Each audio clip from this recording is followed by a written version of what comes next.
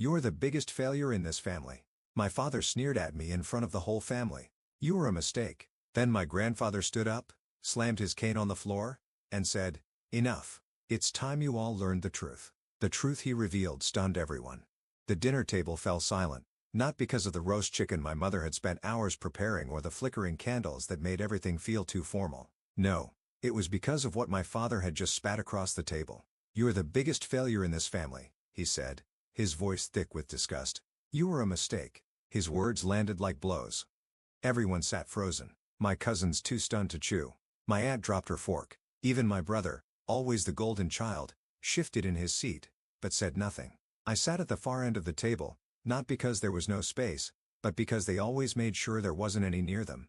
I blinked once, then twice, holding back the sting in my eyes. I would not give them my tears. Not this time. The only sound was the soft clink of my grandfather's cane tapping the floor beside his chair. Tap tap tap.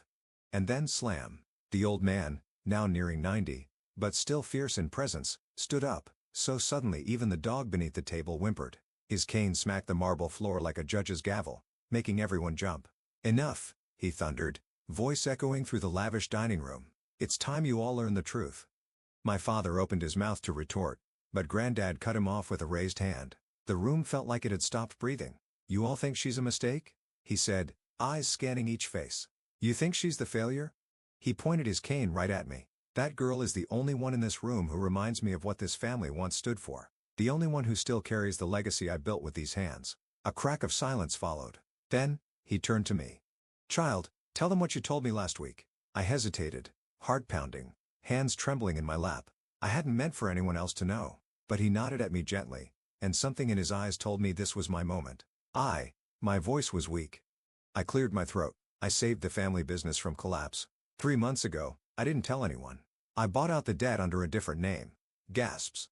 My uncle leaned forward. My father stared at me like he was seeing a ghost. "I didn't do it for recognition," I continued. "I did it because it meant something to me. Because Grandpa's work means something to me." The weight of that confession sat in the air. My father's voice broke the silence, hoarse now. "That's not possible. You don't even—" "I taught her," Grandpa said sharply, "for the past 2 years. Every weekend. Business, contracts, negotiation. While you were all too busy pretending she didn't exist, she was learning how to lead." And just like that, the room shifted. My cousin pushed his plate away. My brother was pale. My mother sat frozen, mouth parted in disbelief. I looked down at my plate, barely touched. For the first time in years, the silence was mine. But the story was only beginning.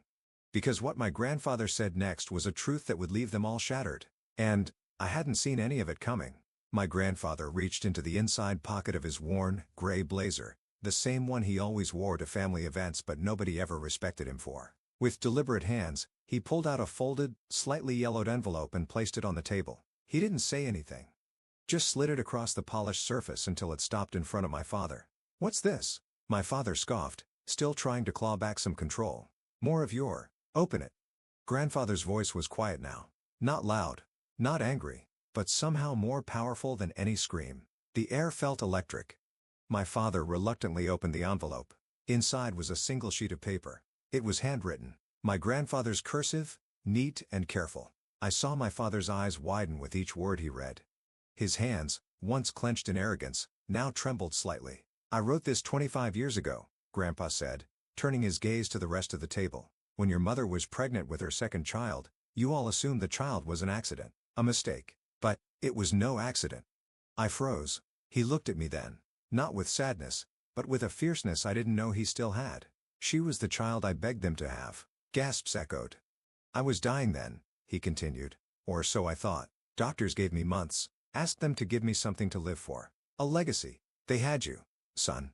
He nodded at my father. "But I asked for one more. A child who wouldn't grow up entitled. A child raised humbly, away from all this noise. Someone who could carry forward the values this family has long forgotten. You were born 6 months later," he said, turning to me. "And the day I held you in my arms, my condition reversed." He laughed under his breath. "They called it a miracle. I call it a second chance." My mouth parted. My chest tightened. "You never told me this," I whispered. "Because it wasn't time," he said, his eyes glistening. "But it is now." The entire table was stunned into silence. Even my mother's usual resting smug face was now unreadable. My brother's smirk had vanished completely. My father looked like he'd swallowed fire. So you planned this? I prayed for her, Grandpa snapped. And I kept praying. I watched you all push her aside, humiliate her, underestimate her. I said nothing because I wanted to see if her spirit would break. His voice cracked now, raw with emotion. But it didn't. She stayed kind. She stayed strong. Even when you called her names. Even when she worked jobs beneath her. Even when she sat at this table like a ghost. He turned to me. I'm sorry I didn't step in sooner. I shook my head. No, you were always there in your own way. And suddenly, it wasn't just my father who looked ashamed. My cousins stared at their plates. My uncle's lips moved as if wanting to speak, but nothing came. But it wasn't over. Because the truth? That letter? That was only one part of what had been buried. There was still something even I didn't know. Something that would change everything. My grandfather took a long breath, steadying himself on his cane before slowly lowering back into his chair. The weight of what he'd revealed still hung heavy in the air. You could hear the ticking of the wall clock, the nervous clink of someone's spoon against china. But he wasn't done. There's something else, he said softly. Something none of you know. He looked across the room, to the cabinet in the corner, the one we all thought was just for dusty photo albums and forgotten war medals. Bring me the black folder, he said. My younger cousin obeyed without a word. Moments later, the thick leather folder was placed on the table. Grandpa opened it slowly, revealing pages of neatly clipped legal documents. This, he said, laying it flat, is my will. My father's face paled. You already have a will. We all saw it last year. No, Grandpa replied. You saw the one I wanted you to see. The real one was updated 6 months ago. Why? My aunt whispered. Why would you hide that from us? He didn't answer her. He turned to me. I made changes the day she saved the company. My heart skipped. You mean? Yes, he said. You're the sole heir now. The table erupted. My uncle stood. That's absurd. My aunt gasped. She's not even qualified. My brother shouted, she's a waitress. But, my grandfather slammed his palm on the table. Enough. She's the only one who deserves it. I watched each of you squander opportunity after opportunity. You used my name for credit for status, but none of you ever earned it. He turned to my father, eyes sharp. You taught your daughter shame. I taught her strength, and now she will carry this name forward. I sat frozen, the words not yet sinking in. Me? The heir? The one they said didn't belong? You made me executor of the fake will, my father growled. I made her executor of the real one, Grandpa snapped. You just didn't know. My father's fists clenched at his sides, but he said nothing, because deep down, he knew he had lost. Still, I wasn't gloating. I didn't feel triumphant. I just felt whole. For the first time in my life, I felt seen, valued. Like I hadn't lived in the shadows for nothing. But, even as I tried to process it all, my grandfather looked at me with a glint in his eye. There's one more thing I need to show you, he said. And that's when he reached beneath his chair and pulled out a small wooden box. The same box I once saw him crying over, years ago, when he thought no one was watching. And what was inside that box would rewrite everything I thought I knew about my place in this family. The old wooden box creaked open in my grandfather's trembling hands. It looked ordinary on the outside. Plain wood, no locks, no carvings. But I knew better. I remembered being 8, wandering into a study, seeing that box half opened, and catching a glimpse of photos and letters before he shut it fast and told me gently, one day, you'll understand. That day had finally come. He set the open box on the table in front of me. Go on, he nodded. This belongs to you. I hesitated, my fingers brushing over the lid. Inside, there were letters tied in faded twine, yellowed photographs, and a small velvet pouch. I took the first letter and unfolded it. My mother's handwriting. I glanced up, startled. She was looking at her plate, her face unreadable. The letter was addressed to my grandfather, written the day I was born. I don't know if I'm ready for this, it read. I'm scared, but she has your eyes, Papa, and your fire. If I fail, please raise her right. Not to be rich, not to be perfect, but to be kind. My throat tightened. Beneath that were photos. Me at age 5, holding Grandpa's hand outside the grocery store. Me with paint on my cheeks during a school art competition. Me asleep on his chest while he read some dusty old book. He had kept everything. I never showed these to anyone, he said quietly. They would have laughed, mocked you more, but I kept them. Because every time you smiled through their cruelty, I saw hope. I opened the velvet pouch. Inside was a gold pendant, tiny, delicate, engraved with one word, legacy. My hands trembled. You gave this to Grandma, I whispered. He nodded. And now I give it to you. I looked up, eyes blurry. Why me? Because you listened. You learned. You never took shortcuts. You never needed praise or money to do what was right. And that's what leadership is. Across the table, the silence was no longer contemptuous. It was uncomfortable. Shameful. But I didn't want revenge. Not really, that wasn't the point. I stood up. Took a deep breath. Grandpa's will stands. That's not changing. But I'm not kicking anyone out. I'm not taking anyone's house or business titles. Everyone blinked. Even Grandpa looked surprised. I'm not here to punish you, I said, eyes locking with my father's. I just want you to know, I didn't fail. You did. You failed to see me. And that's a burden you can carry. Then I turned to Grandpa, but I see you. And I'll protect what you built. Not just the business. The heart of it. He smiled then. A small, proud, bittersweet smile. And in that moment, the weight I had carried for decades slipped off my shoulders. But even as I thought the storm had passed, Grandpa cleared his throat. One more thing, he said softly. Before I go. He reached into the box again and pulled out an old, sealed envelope. This isn't about money, he said.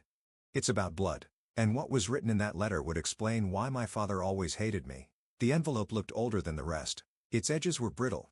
The seal faded but still intact. My grandfather held it gently in his weathered hands, like it contained a heartbeat. This, he said, was never meant to be opened unless absolutely necessary. Then he looked me dead in the eyes. And, tonight is that moment. I swallowed hard, my heart thudding in my chest. Every eye in the room was on us. No one moved. No one spoke. My father's face had gone ghost white. My mother sat rigid, like she already knew what was inside. With a slow breath, Grandpa opened the envelope and pulled out a single page.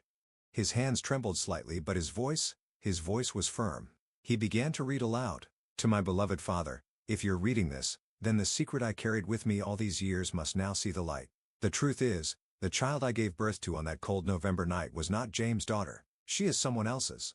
Gasps erupted around the table. My breath hitched. My stomach dropped. He was kind, gentle.